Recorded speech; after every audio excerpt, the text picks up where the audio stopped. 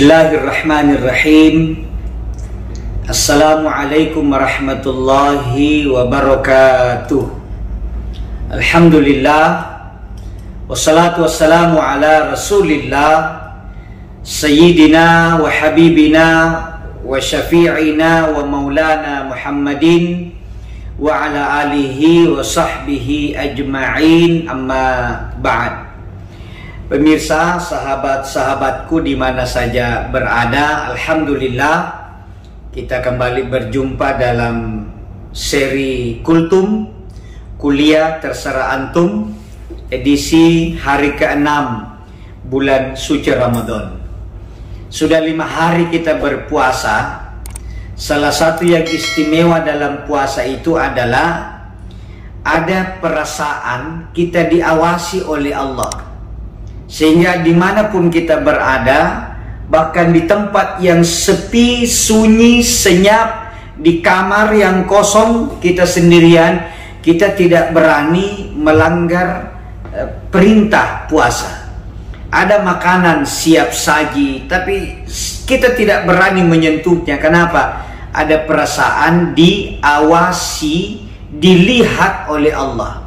Dan inilah salah satu esensi yang ingin didapatkan dalam puasa, menanamkan rasa dilihat oleh Allah. Hanya orang-orang yang merasa dilihat oleh Allah yang bisa ikhlas dalam melakukan amal ibadah.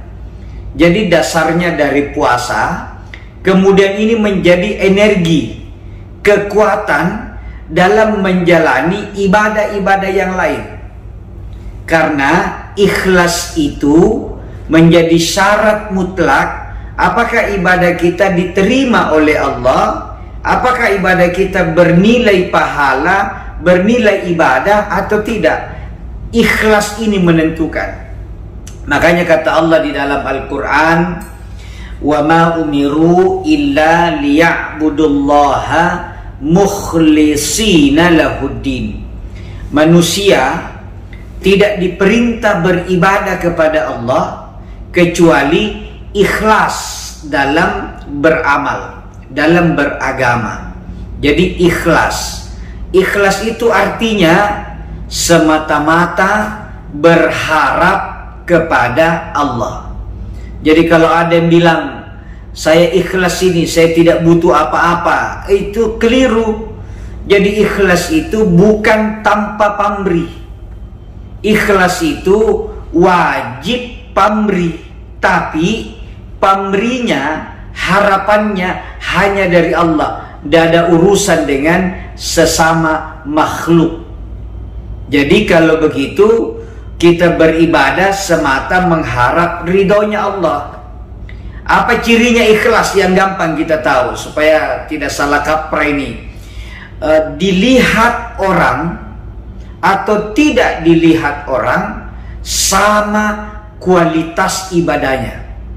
Jadi kalau ada orang ketika sholat di masjid dia khusyuk, kelihatan gerakannya teratur, gerakannya pelan. Tapi ketika sholat sendiri di rumahnya lancarnya minta ampun, itu ciri bahwa dia riya. Itu ciri bahwa dia tidak ikhlas. Dia ingin dipuji, dia ingin disanjung. Tapi kalau di masjid dengan di rumah sama kualitasnya, sudah ada tanda bahwa dia melakukannya semata karena Allah, bukan karena mengharapkan pujian. Apakah berarti tidak boleh dipuji? Oh tidak, boleh dipuji, boleh disanjung. Yang tidak boleh mengharapkan pujian, yang tidak boleh mengharapkan sanjungan. Kalau dia melakukan perbuatan kemudian dia disanjung, dia disebut-sebut, tidak apa-apa, itu efek. Yang penting dia tidak terpengaruh dari sanjungan. Saya mau disanjung atau tidak, mau disebut-sebut atau tidak, mau dipuji atau tidak, tidak ada urusan dengan Belanda. Tidak ada urusan. Karena saya hanya berharapnya kepada Allah Subhanahu wa ta'ala. Dan ingat, apapun yang kita lakukan, kalau tidak ikhlas, bersiaplah untuk kecewa. Dan hati-hati pemirsa, karena iblis itu sering kita ungkapkan di media ini. Iblis itu jago. Iblis itu tahu titik lemah kita. Manusia itu haus sanjungan, haus pujian, haus disebut-sebut. Iblis tahu itu. Sehingga begitu kita melakukan kebaikan, iblis masuk, kau belum disebut, belum ada yang lihat, belum ada yang puji. Itu terus yang diserangkan iblis kepada kita.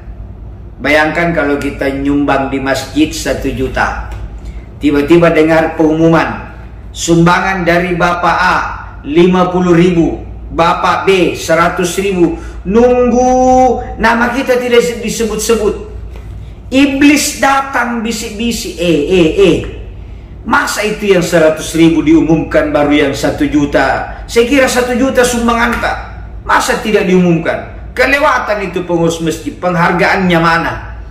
Baru muncul syak, muncul dalam hati. Akhirnya terpengaruh, datang tanya pengurus, catatan saya hilang ya, saya kan nyumbang, masa saya tidak disebut-sebut? Selesailah sudah. Innalillahi wa inna ilaihi rajiun.